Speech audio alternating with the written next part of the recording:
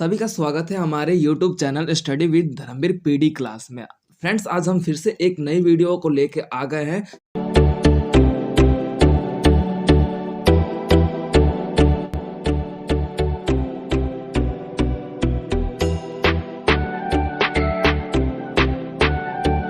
का code BHDLA 138 के बारे में पढ़ेंगे, इसके चैप्टर नंबर 8 के बारे में। ठीक है, इससे पहले हमने प्रीवियस 7 चैप्टर कवर कर चुके हैं। उसका लिंक मैं आपको डिस्क्रिप्शन में मेंशन कर दूंगा, आप लोग वहां से जाके उन वीडियोस को विजिट कर सकते हैं और अपने चैप्टर्स को कवर कर सकते हैं। ओके, तो बात कर लेते हैं आज हम अपने 8th चैप्टर के बारे में। तो हमारा 8th चैप्टर का जो नाम है पत्र साहित्य। देखो, पत्र साहित्य के बारे में बात कर लो तो इस पूरे चैप्टर में आप लोग ये पढ़ोगे कि पत्र की लिखने की जो तरीके क्या है, पत्र लिखा क्यों जाता है, पत्र में भावनाओं का किस तरीके से समावेश होता है, पत्र में किस किस बातों का ध्यान रखा जाता है, इसके बारे में हम चैप्टर नंबर 8 में कवर अप करेंगे। ओके स्टूडेंट्स, तो अब हम बात कर लेते हैं इसके चैप्टर के, अब बात कर लेते हैं उद्देश्य के बारे में, यानी कि 8.0 की बात कर लेते हैं। तो हमारा उद्देश्य है, उद्देश्य की बात कर लेते हैं तो हिंदी साहित्य में पत्र की भूमिका क्या है, पत्र का अस्तित्व हिंदी साहित्य में किस तरीके से है, इस बात को इस पूरे पंक्ति में हमें देखने को मिलेगा। ठीक है, उसके तत्पश्चात हम इस पंक्ति में ये देखेंगे कि पत्र के नेतृत्व में हमारे जो वार्तालाप है, यानी कि तर्क वितर्क है, पत्र के माध्यम से हम कैसे करते हैं, इस बात पे भी हम गौर डालेंगे। तो ये इसका उद्देश्य है। अब बात कर लेते हैं 8.0 के बारे में, प्रस्तावना। देखो, प्रस्तावना वो होता है चैप्टर का इंट्रोडक्शन, कि इस पूरे चैप्टर में आप किस किस बातों को कवर अप करने वाले हो। तो इस पूरे चैप्टर में आप पत्र के विभिन्न प्रकारों के बारे में, औपचारिक और अनौपचारिक पत्र के बारे में, जिसे हम फॉर्मल और इनफॉर्मल लेटर के बारे में जानते हैं। फॉर्मल लेटर वह होते हैं जो हम अपने एजुकेटेड सेक्टर में या फिर जॉब सेक्टर में या फिर बोल सकते हैं व्यवसाय क्षेत्र में या फिर कार्यालय क्षेत्र में हम लिखते हैं। ठीक है, जिसमें हम बोल सकते हैं कि अनजान लोगों को रिस्पेक्ट दे के भावनाओं को लिखते हैं। ठीक है, वो आपके फॉर्मल यानी कि औपचारिक पत्र कहलाते हैं। तो उनके बारे में भी हम इसी चैप्टर में कवर अप करेंगे। ओके, क्लियर है? ठीक है, तो अब हम बात कर लेते हैं हमारे अगले पॉइंट का। तो हमारा अगला पॉइंट है 8.2। 8.2 की बात कर लेते हैं, पत्र एक साहित्यिक विधा, यानी कि पत्र जो है एक साहित्यिक विधा है। साहित्य क्या है? साहित्य एक ऐसा स्वरूप है जिसके माध्यम से हम अपने भावनाओं का या फिर अपने विचारों का लिख कर प्रस्तुत करते हैं, या फिर अपने भावनाओं को लिख कर दूसरे के सामने प्रस्तुति के माध्यम से व्यक्त करते हैं कि हमारी क्या भावनाएं हैं। ठीक है, तो पत्र भी हम इसी तरीके से हम देख सकते हैं। पत्र की बात कर ली जाए, आप लोगों ने अपने विद्यार्थी जीवन में, आप लोगों ने अपने स्कूल से, अपने विद्यालय में पत्र लिखा होगा, जिसमें बोल सकते हैं कि आप लोगों ने बहुत से लीव लिखे होंगे, जिसमें आपने 1-2 दिन की छुट्टी मांगी है अपने प्रिंसिपल से, प्रधानाचार्य से। ठीक है, तो वो पत्र में क्या था? आपके साहित्य यानी कि लिखने का एक तरीका था, आपका एक पैटर्न है कि भाई आपका बोल सकते हो कि सेवा में प्रधानाचार्य जी, उसके बाद आपका स्कूल आता था, उसके बाद आपका क्षेत्र आता था, दिनांक आता था, विषय आता था, उसके बाद महोदय लिख के, उसके बाद नम्र निवेदन ये है कि मैं अभी कुछ दिनों से बीमार हूँ, इसलिए अब विद्यालय में नहीं आ सकता, कृपया मुझे 2 दिन की अवकाश प्रदान कर। लाइक ऐसा कुछ पैटर्न होके आप अपने लेटर को लिखकर प्रस्तुत करते थे। तो ये क्या है? एक साहित्य कला है। साहित्य क्या है? लिखने की कला होती है। ठीक है, यानी कि अपने भावनाओं को व्यक्त करने का एक तरीका जो कि हम लिख कर करते हैं, वो हमारा साहित्य कहलाता है। ठीक है, तो इस चैप्टर में हम औपचारिक तथा अनौपचारिक व्यवस्थाओं के रूप में भी पत्रों का समावेश देखेंगे। ठीक है, अब उसके बाद हम बात कर लेते हैं, हमारा जो पॉइंट अब आ जाएगा यहाँ पे 8.3, पत्र विधा की विशेषता। यानी कि पत्र विधा, विधा यानी कि बोल सकते हो कि पत्र के जो स्थिति है उसकी क्या विधि है। मान लो कि एक पूजा पाठ करने की विधि क्या होती है। फॉर एग्जाम्पल लाइक डेट की आप लोगों को देखते होंगे कि एक जो हम कई बार गाड़ी खरीदते हैं, व्हीकल्स खरीदते हैं, तो आप लोग देखते हो कि चलाने से पहले हम मतलब मिर्च वगैरह, नींबू वगैरह या फिर नारियल फोड़ते हैं। लाइक डेट एक होता है ना, एक विधि। ठीक है? तो पत्र लिखने का भी एक विधा होता है। बात कर लेते हैं हमारे पत्र लिखने का विधा। तो पत्र लिखने का विधा में हम ये देखेंगे कि हमारा ये निर्भर करता है हमारे सामने वाले व्यक्ति व्यवस्था के स्वरूप पर, कि सामने वाला व्यक्ति जो है हमारे से किस तरीके से संबंधित है, हमारे उसके साथ संबंध क्या है, ठीक है? उसके माध्यम से ही हम अपने पत्रों की भावनाओं का स्थिति व्यक्त करते हैं या फिर समावेश की स्थिति और भूमिका को प्रस्तुत करते हैं। अब मान लो कि आपके अपने मित्र के पास पत्र लिखा, तो आप अपने मित्र के पास ऐसे नहीं लिख सकते ना कि सेवा में मित्र महोदय, आपसे नम्र निवेदन है कि आप हमसे मिलने आइए, बहुत दिन मिलने हो गए, ऐसा नहीं कह सकते ना। ठीक है? तो ये क्या है? आपका बोल सकते हो कि एक पत्र लिखने की विधि के रूप में प्रस्तुत है, जो आपके विशेषताओं के रूप में हम देख सकते हैं। ठीक है? तो अब हम बात कर लेते हैं पत्र लिखने के अनेक। ठीक है? तो ये हमारा पत्र लिखने का एक विधि के रूप में देखा जाता है। तो हमारा ये आ जाता है लिखित संप्रेषण, यानी कि जो पत्र होता है ज़्यादातर लिखकर ही हम देख सकते हैं। आप लोगों ने देखा होगा कि लिखित संप्रेषण की पत्र भूमिका महत्वपूर्ण मानी जाती है। लिखित संप्रेषण के माध्यम से हम लिखकर अपने भावनाओं को व्यक्त करते हैं, जिसमें हमारा जो पत्र लेखन है, लिखित संप्रेषण का एक महत्वपूर्ण उदाहरण माना जाता है। क्योंकि जो पत्र होता है ज़्यादातर हम लिखकर ही अपने भावनाओं को दूसरों के सामने व्यक्त करते हैं या फिर प्रस्तुत करते हैं। ठीक है? तो वो हमारा लिखित संप्रेषण यानी कि रिटर्न कम्युनिकेशन के रूप में जाना जाता है, जिसे हम एक व्यक्ति अपने भावनाओं को लिखकर दूसरे व्यक्ति के सामने प्रस्तुत करता है अपने विचारों की बातचीत करने के लिए। ठीक है? तो वो हमारा लिखित संप्रेषण कहलाता है। क्लियर हो गया? अब उसके बाद आ जाता है हमारा निजता, यानी कि जो पत्र होता है निजता, यानी कि अपनी निजी ज़रूरतों को ध्यान में रखते हुए। पत्र 2 व्यक्तियों के बीच परस्पर संबंध या फिर संवाद करने के लिए लिखा जाता है। संवाद क्या है? वार्तालाप की स्थिति पाई जाती है। जब हमारा संप्रेषण की प्रक्रिया पूरा हो जाता है, वो हमारा संवाद कहलाता है। अब पूछोगे आप लोग संप्रेषण क्या होता है? क्यों? क्योंकि देखो आप लोगों ने पढ़ा नहीं होगा। तो संप्रेषण जब 2 व्यक्ति आपस में किए गए बातचीत को ही संप्रेषण, यानी कि 2 व्यक्तियों के बीच किया गया बातचीत को संप्रेषण कहा जाता है, या फिर 2 व्यक्तियों के आपस में वार्तालाप करने की प्रक्रिया को संप्रेषण कहा जाता है। ठीक है? और जब ये संप्रेषण पूरा हो जाता है, वो आपका संवाद बन जाता है। ठीक है? तो निजता क्या होता है? जब हम अपने निजी ज़रूरतों को ध्यान में रखते हुए, अपने निजी ज़रूरत या फिर जीवन से संबंधित व्यवस्थाओं को ध्यान में रखते हुए, अपने सगे संबंधी के पास पत्र लिखते हैं, वो हमारा निजता कहलाता है। या फिर अन्य किसी व्यक्ति के पास भी संबंध लिखते हैं। उदाहरण के तौर पे आप लोग मान लीजिए कि आप लोग अपने पापा से बोलते हैं कि हाँ पापा, मैं होटल में हूँ, इतने दिन की मतलब फीस सबमिट करनी है, तो पहले लेटर लिख कर ही हम अपने मतलब बोल सकते हैं कि पैसे मांगते थे। ठीक है? तो वो आपका निजी है, निजता। ठीक है? अब मान लो कि आपका बोल सकते हैं कि कुछ इंक्वायरी हो रहा है आपके घर परिवार पे, तो आप लोगों ने पुलिस कंप्लेन के रूप में लिख कर लेटर प्रस्तुत किया कि हमारे घर परिवार में क्या है कि खतरा मंडरा रहा है। तो आप क्या है सेफ्टी के लिए अपने पुलिस इंस्पेक्टर के सामने अपना बात प्रकट कर रहे हो लिख कर। तो ये निजता है। निजता यानी कि अपने व्यक्तिगत ज़रूरतों को ध्यान में रखते हुए या फिर अपने सगे-संबंधी की व्यवस्थाओं को ध्यान में रखते हुए जो आप लेटर लिखते हो, वो आपका निजता कहलाता है। क्लियर हो गया?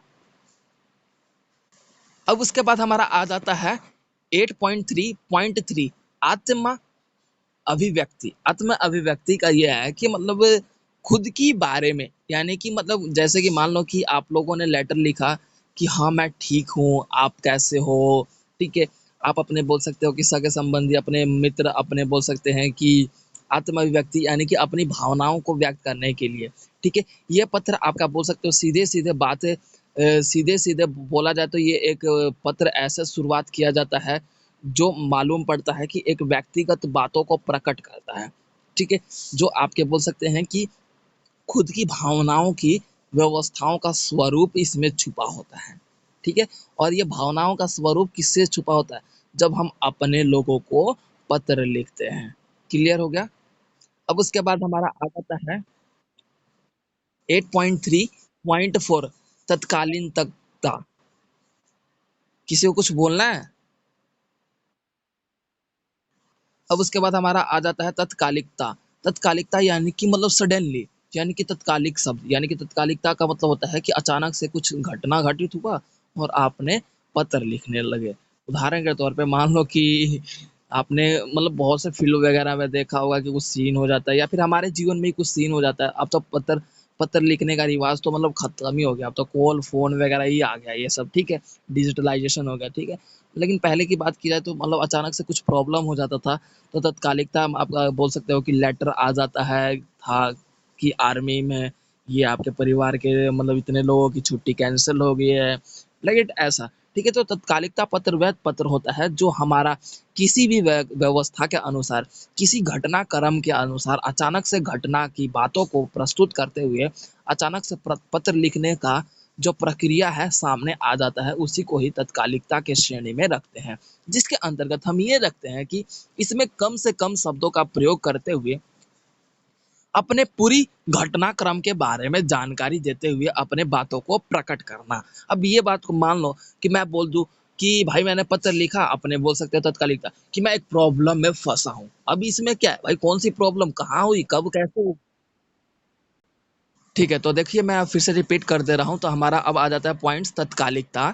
तत्कालिकता में ये है कि सडनली यानी कि तत्कालिकता, यानी कि सडनली कोई अचानक से घटना घटित हुआ, कोई प्रॉब्लम मतलब समस्या हमारे सामने उत्पन्न हो जाती है और उसको मतलब उसकी गुंजाइश ना होती है या फिर उसकी गलतफ़हमी के बारे में हमें पता नहीं होता कि भाई ये प्रॉब्लम कैसे होगा, तो हम सडनली उसके बारे में पत्र लिखते हैं। तो उस पत्र में ये ध्यान रखना होता है कि इसमें कम से कम शब्दों का समावेश होता है, कम से कम शब्दों का प्रयोग होता है और अपनी बातों को और पूरी उस घटना के बारे में बता देना होता है कि भाई मुझे ये समस्या कब हुआ। उदाहरण के तौर पे मान लो कि आप लोग प्रॉब्लम में फँसते हो कि मुझे ये समस्या है, तो आप लोग पत्र लिख रहे हो अपने मित्र के पास, मान लो कि ये पत्र लिख रहे हो कि यार मैं प्रॉब्लम में फँसा हूँ। ठीक है, पहले के टाइम पे तो चलो डिजिटलाइज़ेशन आपको भी पता है कि फ़ोन हो गए, इंटरनेट हो गया, व्हाट्सएप हो गया, मतलब इतने सोशल मीडिया हो गया।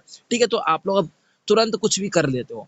ठीक है, लेकिन पहले तो पत्र होते थे ना भाई, तो उस समय क्या होता था, अपने बातों को प्रकट करने के लिए मतलब मान लो कि आर्मी होती थी, ठीक है, तो उस समय लड़ाई सडनली होने लगता था, तो भाई लेटर भेज के तत्कालीन भाई बॉर्डर पे युद्ध छिड़ गया है, आप अपना छुट्टी कैंसल करके वापस आ जाइए। ठीक है, ये ऐसा होता था ना, आप लोग फ़िल्म वगैरह में देखते भी हो। तो ये क्या है? तत्कालिक यानी कि सडनली कोई घटना के कारण हमारे जो पत्र लिखकर हम अपने बोल सकते हो कि अपनी सारी घटनाक्रम के बारे में जानकारी देते हुए अपने बातों को कम से कम रूप में प्रकट करते हुए अपनी भावनाओं को समझाना सामने वाले व्यक्ति के पास, ये तत्कालिकता पत्र की श्रेणी में आता है। क्लियर? अब उसके बाद हमारा अगला पॉइंट आ जाता है 8.3.5 सहजता। सहजता सहजता यानी कि मतलब इसमें शब्दों की जो आवश्यकता होती है ना, सहज पूर्वक होता है, यानी कि सामने वाले व्यक्ति का सम्मान, उसकी व्यवस्थाओं का, उसके मतलब वो क्या है, किस ओहदे पर है, मतलब उसकी पोस्ट क्या है और उससे हम बातचीत कैसे करें, इस बात को ध्यान में रखते हुए हम पत्रों का जो है व्यवस्थाओं का स्वरूप अपनाते हैं। ठीक है? क्लियर हो गया? वो हमारा सहजता कहलाता है। ठीक है, अब आ जाते हैं अपने अगले पॉइंट पे, तो हमारा अगला पॉइंट है 8.4 पत्र और अन्य गद्य विधाएँ। पत्र और अन्य गद्य विधाएँ की बात कर ली जाए तो हम इसमें ये देखेंगे इस पूरे पॉइंट में कि भाई पत्र क्या होता है और अन्य विधाएँ क्या होती है। तो इसमें अब आ जाता है आपका 8.4.1 पत्र और आत्मकथा। अब देखो पत्र और आत्मकथा एक दूसरे के समीप के जो है गद्य का स्वरूप माना जाता है। गद्य जो है सरल भाषा का स्वरूप है, जैसा कि मैंने आप लोगों को बहुत क्लास में बता भी चुका हूँ कि गद्य जो है साधारण शब्दों के प्रयोग से जो हम बातों को प्रकट करते हैं वो हमारा गद्य कहलाता है। ठीक है? तो पत्र में भी हम अपने साधारण शब्दों का ही तर्क रखते हैं और आत्मकथा में भी हम साधारण शब्दों का ही तर्क रखते हैं। आत्मकथा यानी कि स्वयं की बोली गई या फिर स्वयं की लिखी गई कथा, यानी कि स्वयं के जीवन के बारे में, जैसे आपके बोल सकते हो ओम प्रकाश वाल्मीकि के द्वारा लिखी गई थी। ओम प्रकाश वाल्मीकि जो है या फिर बोल सकते हैं, ठीक है, तो उनके द्वारा किस तरीके से उन्होंने अपनी आत्मकथा लिखा था। तो आत्मकथा यानी कि स्वयं के बारे में लिखने की, क्योंकि कि देखो आत्मकथा जो होता है ना, यानी कि आप क्या बोल सकते हो, हिटलर ने भी लिखा था माई कैफ। ठीक है, माई कैफ यानी कि मेरा संघर्ष। ठीक है? उसने भी अपनी आत्मकथा लिखी थी, ठीक है? तो अपनी आत्मकथा लिखते हैं सरल शब्दों में, पत्र भी सरल शब्दों में लिखा जाता है। क्यों? क्योंकि इनको पढ़ने वाला व्यक्ति नहीं जानते कि आप वो कितना समझदार है, कितना पढ़ा-लिखा है। तो हम मतलब बोल सकते हो कि ज़्यादा हाई-फाई लैंग्वेज में ज़्यादा हाई-फाई वर्ड को यूज़ नहीं करते। इसमें हम शब्दों का जो है साधारण प्रयोग करते हैं, ठीक है? अब उसके बाद हमारा आ जाता है 8.4.2 पत्र और संस्मरण। संस्मरण होता है किसी की यादों में लिखा गया या फिर किसी घटनाक्रम के याद करते हुए लिखा गया प्रक्रिया या फिर साहित्य, वो हमारा संस्मरण कहलाता है, ठीक है? तो जो पत्र होता है और संस्मरण, इन सभी का जो भाव होता है ना, वो एक जैसा देखने को मिलता है, ठीक है? क्यों? क्योंकि जो संस्मरण होते हैं भावनाओं से जुड़ा होता है, क्योंकि यादें जो होती है भावनाओं की एक स्वरूप पाया जाता है, ठीक है? और पत्र भी क्या होता है, हमारे ज़्यादातर भावनाओं से ही प्रस्तुत होता है, ठीक है?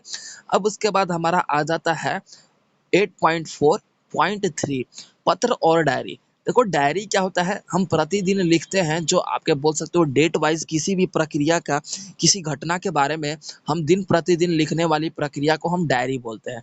और जो पत्र होता है, आपको पता ही है पत्र की स्थिति में हम अपने बातों को प्रकट करते हैं सामने वाले व्यक्ति के सामने लिख कर।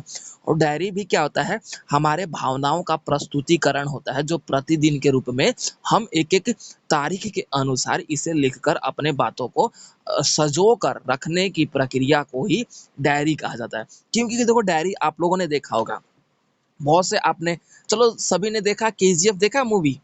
केजीएफ मूवी देख रखी है? केजीएफ मूवी में जो स्टोरी होता है पूरा आपका देखा जाता है कि कैसे यश होता है, मतलब केजीएफ रॉकी स्टार, रॉकी भाई जो बनता है, तो उसमें कैसे मतलब वो एक डायरी से पढ़ते हैं ना पूरा स्टार्टिंग में कि किस तरीके से केजीएफ जो गणराज्य था, उसका किस तरीके से मतलब कोयले का जो खदान था वो क्या घटित हुआ था। वो मतलब एक डायरी ही तो है। यानी कि जो डायरी होता है ना, वो क्या होता है कि एक घटनाक्रम या फिर बोल सकते हो कि एक जीवन से संबंधित प्रतिदिन की प्रक्रिया होती है, जिसको हम लंबे समय तक सँजो कर रख सकते हैं और सामने वाला व्यक्ति या फिर कोई भी अन्य व्यक्ति भी उन भावनाओं को पढ़ने में सक्षम बन सकता है। जैसे आप लोगों ने केजीएफ मूवी में देखा ही होगा, ठीक है? और बहुत से स्टूडेंट को खुद की डायरी भी लिखते हैं। बहुत से स्टूडेंट का शौक होता है कि हाँ, वो प्रतिदिन डायरी लिखते हैं। ठीक है कि आज मेरे जीवन में ये घटना घटित हुआ, मेरे जीवन में ये समस्या पैदा हुआ, ठीक है? तो अपनी-अपनी लाइफ की प्रक्रिया है, अपनी-अपनी थिंकिंग होती है, ठीक है?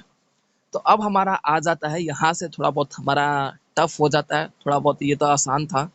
ठीक है, तो अब हमारा आ जाता है, अब अगला पॉइंट है हमारा 8.5 मुक्ति बोध। ये एक पत्र का ही तरीका है। इसमें आपका बोल सकते हैं कि एक पत्र है, तो इसमें मुक्तिबोध जो है, पत्रों का एक पठन, जो आपका 8.5 है हेडिंग, उसमें दिया गया है। तो यहाँ पे एक पत्र लिखा गया है एक प्रेषक के रूप में, सरस्वती प्रेषक, बनारस कैंट, दिनांक 26/10/45। ये 45 क्या है? 1945 की बात कर रहा है। और लिखा क्या जा रहा है? नेमू बाबू। ये नाम है, नेमू बाबू। ठीक है? तो इसमें क्या है कि आपके एक पात्र है आपका नेमू बाबू, वो पात्र करेंगे, ठीक है?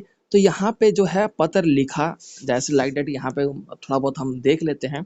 आपका पत्र नहीं, समय का अभाव नृत्य से अधिक ही होगा, पर याद आपकी आती रही। ये मित्र है, ठीक है?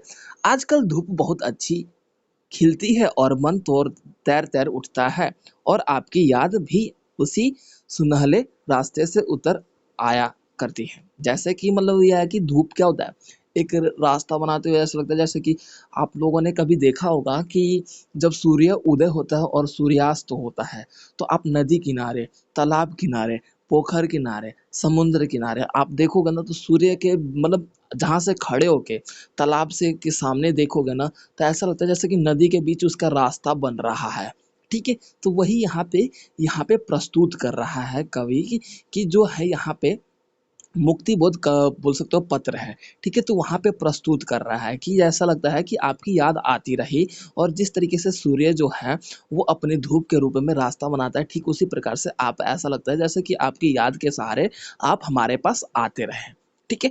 तो इस तरीके से अपनी बातों को यहाँ पे भावनाओं को यहाँ पे प्रस्तुत करते हैं। तो देखो इस पत्र को हम ना पढ़ते हुए इसका हम सार को देख लेते हैं क्योंकि ये पत्र काफ़ी लंबा है तो इसमें आप ज़्यादातर इसमें कुछ पूछा नहीं जाता। लेकिन यहाँ पे मैं बस सार-सार पढ़ा दे रहा हूँ। तो आप लोग 8.6 निकाल लीजिए। ठीक है? तो इस पूरे पत्र का जो है आपका यहाँ पे सार है यानी कि समरी है। तो देखो आप मुक्ति बोध पत्र को ध्यान देने योग्य ये बात है कि यहाँ पर जो हिंदी की बात कही गई है यानी कि हिंदी का एक प्रसिद्ध कवि है गजानन माधव। मुक्ति बोध में यहाँ पे प्रसिद्ध कवि थे उनके आलोचक नेमीचंद नेमीचंद जैन के अपने पत्र लिखते हैं यानी कि गजानन जो है अपने मित्र नेमीचंद को वो पत्र लिखते हैं। मुक्ति बोध के ये पत्र कब लिखा गया? 26 अक्टूबर 1945 में से लेके 30 अक्टूबर 1945 तक ये पत्र लिखा गया। ठीक है? पत्र उन्होंने सरस्वती प्रेषक कार्यालय में बैठे-बैठे लिखे थे। यानी कि देखो इतना बड़ा पत्र लिखा था 26 अक्टूबर से लेके 30 अक्टूबर तक यानी कि 4 दिन में उन्होंने पत्र लिखा था। अब मुक्तिबोध का पत्र जो है वो शुरुआत में नेमीचंद जैसे द्वारा लिखे गए और भेजे जाने वाले एक दूसरे से वार्तालाप अपनी बोल सकते हैं कि भाव और अपने प्रदर्शिता व्यवस्थाओं को स्वरूप है जिसके तहत यहाँ पर ये बातें बताई गई है कि आपकी याद हमें आती रही। ठीक है? ये जो है आपका हृदय और जो मनुष्य है हृदय से जुड़ा हुआ है और दूसरे स्थान पर रहते हुए भी एक दूसरे के करीब वो अपने आप को महसूस करता है। ये बात मुक्तिबोध कविता के रूप में यहाँ पे जिस तरीके से इन्होंने बात प्रकट किया तो बनारस छोड़ने के बाद यानी कि यहाँ पे बताते हैं कि मैंने किस तरीके से बनारस छोड़ा, बनारस छोड़ने के बाद किस तरीके से उन्होंने घर गृहस्थी का संभाला और एक आदर्श जीवन के रूप में मुक्ति बोध के रूप में अपने आप को आगे बढ़ाया। मुक्ति बोध का मतलब जो होता है ना यानी कि आपने देखा होगा कि स्वयं कई इंसान ऐसे होते हैं जो स्वयं को सारे शारीरिक व्यवस्था, सामाजिक व्यवस्था और सारी व्यवस्थाओं के माध्यम से स्वयं को वो दूर कर लेते हैं, अलग कर लेते हैं, अलग-थलग कर लेते हैं। ठीक है? अपने कविता के माध्यम से, अपने प्रक्रियाओं में, अपने मेहनत को उन्होंने उजागर करते हुए जो है आपके बोल सकते हो गजानंद जी हैं, उन्होंने अपनी भावनाओं के रूप में एक कवि के रूप में उन्होंने कविता लिखते हुए और आप बोल सकते हो पत्र लिखते हुए अपने आप को आगे बढ़ाया। तो उन्होंने यही बात अपने आलोचक जो है नेमीचंद जैन के लिखे पत्रों के माध्यम से वो करते हैं। अब देखो ये आलोचक थे यानी कि विरोधी थे। अब देखो आप लोगों ने कई बार देखा होगा कि सिंपली लैंग्वेज में कि हम जहाँ आगे बढ़ते हैं तो हमारे कोई विरोधी होते हैं, लेकिन हम उन्हीं विरोधियों के कारण आगे बढ़ते हैं। आपको पता है इस बात को? एग्री करते हो इस बात को? कि जो हमारा विरोध करते हैं उन्हीं विरोधियों के कारण हम आगे भी बढ़ते हैं, सक्सेस भी होते हैं उन्हीं का। ठीक है? तो ये आपके गजानंद जो हैं इनके आलोचक थे नेमीचंद के रूप में इन्होंने अपने और आगे चल के ये उन्हीं को पत्र लिखते हैं। ठीक है? तो वही बोल रहे थे कि आपकी याद हमें आती रही, मानो कि जैसे कि आप रास्ता बना के हमारे पास आते रहे। ठीक है? तो इस तरीके से ये पत्र जो मुक्ति बोध के रूप में मुक्ति बोध का मतलब ही ये है कि हर एक शरीर व्यवस्था और हर एक बोल सकते हो भाव व्यवस्था से मुक्त होके अपनी बातों को प्रकट करना। आप लोगों ने कई बार देखा होगा कि हम ऐसे बोल देते हैं कि देखो जो सामने वाला है ना, जो मुँह पे बात बोल दे वही इंसान हमें पसंद है, अन्यथा जो पीठ पीछे बोलने वाले हमें पसंद नहीं है। यानी कि वो क्या है फ्री माइंडेड होते हैं। यानी कि जो भाई सच है, सच बोलेंगे, झूठ है, झूठ बोलेंगे, बात खत्म है। बुरा है तो बुरा ही बोलेंगे, अच्छा है तो अच्छा ही बोलेंगे। तो ये मुक्ति बोध कहलाता है। ठीक है? तो ये एक पत्र यहाँ पे लिखा गया था। तो देखो यहाँ पे अब आ जाता है, हम बात कर लेते हैं 8.7 का। तो मुक्ति बोध के पात्रों की विश्लेषण, ठीक है? तो यहाँ पे आप क्या बोल सकते हो मुक्ति बोध पात्रों की विश्लेषण की बात कर ली जाए तो ये सभी को नहीं आ रही मेरी वॉइस क्लियर? तो मुक्ति बोध कविता के जो पात्रों की विश्लेषण बात कर ली जाए तो यहाँ पे आपका नेमू बाबू यानी कि नेमीचंद जो है नेमीचंद जो है नेमी बाबू नेमीचंद और उसके बाद जनानंद जो हैं जगानंद जो है उनके द्वारा देखी जाती है और इनकी भावनाएं जो है एक दूसरे से तर्क संगत के रूप में एक मित्र के रूप में देखने को मिलता है। ठीक है। अब उसके बाद हम बात कर लेते हैं 8.7.1 का कथ्य। कथ्य की बात कर लीजिए। कथ्य यानी कि क्या कथन है इस पूरे पत्र में, ठीक है। तो यहाँ पर क्या है, दुख सुख भावनाओं का, एक मित्रताओं का और एक पत्र के रूप में अपनी बातों को प्रकट करने की व्यवस्था पाई जाती है। जो लेखक है अपने चिंतन, अपने बोल सकते हो औपचारिक रूप में अपने बातों को प्रकट करते हुए बोल सकते हो अनौपचारिक की स्थिति भी अपनाता है। क्यों? क्योंकि हर जगह पे हम अपने भावनाओं का प्रयोग करते समय कई बार देखते हैं कि हमें औपचारिक शब्दों का स्वरूप अपनाना पड़ता है। ठीक उसी प्रकार से जो लेखक है, औपचारिक के साथ-साथ कुछ शब्दों का अनौपचारिकता भी अपनाते हुए अपने बातों को प्रकट करता है। ठीक है? तो ये आपका कथ्य था। अब उसके बाद हम बात कर लेते हैं आपका 8.7 भाषा शिल्प। भाषा शिल्प की बात कर लीजिए तो मुक्तिबोध भाषा की जो स्थिति है, उसमें हमें ये देखने को मिलता है कि यहाँ पे जो ढंग है, भाषा का प्रयोग है, वो पत्र लेखन के रूप में देखने को मिलता है। यहाँ पर जो स्थिति है भाषा की, वो एक पत्र के स्वरूप साधारण शब्दों का समावेश कहानी के रूप में लिखा गया है, कहानी शैली के रूप में लिखा गया, ठीक है? और मुक्तिबोध में अंग्रेजी, संस्कृत, तत्सम, उर्दू शब्दों का भी इस्तेमाल बखूबी किया गया है, ठीक है? जिसके माध्यम से लेखक अपने बातों को प्रकट करने में इन सभी भाषाओं का, इन सभी शिल्प का सहारा लेकर अपने बातों को प्रकट करता है नेमी बाबू के सामने, ठीक है? अब उसके बाद हमारा आ जाता है 8.8 यानी कि सारांश। सारांश की बात की जाए तो सारांश हमारे चैप्टर का बोल सकते हो कि कॉन्क्लूजन होता है। प्रस्तावना हमारा इंट्रोडक्शन था, तो अब हमारा आ जाता है कि हमने इस चैप्टर में पूरा पढ़ा क्या। आप लोगों ने देखा होगा 9th 10th में आपका एक को टॉपिक आता था after end of the chapter, blue box में समरी नाम का। तो वो लाइक दैट समरी ही होता है सारांश। तो आपने इसमें देखा होगा कि पत्र की स्थिति कैसी है, आत्मकथा, संस्मरण, डायरी, पत्र, ठीक है? तो इन सभी के बारे में आपने इसका विश्लेषण करते हुए आत्मकथा, संस्मरण, डायरी इन सभी के अनुसार पत्रों की स्थिति देखी, ठीक है? और मुक्तिबोध पत्र के रूप में आपने देखा कि किस तरीके से हम अपने पत्रों में भी अपने मित्र के सामने अपनी भावनाओं का, अपने बोल सकते हो दुख-सुख का भी प्रकट करते हैं। तो ये था हमारा चैप्टर नंबर 8 जो कि अब कंप्लीट होता है। और ये आपका शब्दावली जो है 8.9, तो ये आप खुद भी पढ़ सकते हैं, ठीक है स्टूडेंट्स? तो ये आपका चैप्टर नंबर 8 पूरा कंप्लीट है। इससे पहले जितना भी हमारा चैप्टर था वो आपको मैं डिस्क्रिप्शन में लिंक मेंशन कर दूँगा। आप वहाँ से जाके लिंक पे जाके उन वीडियोज़, उन चैप्टर्स को विज़िट करके अपने चैप्टर्स को क्लियर कर सकते हैं।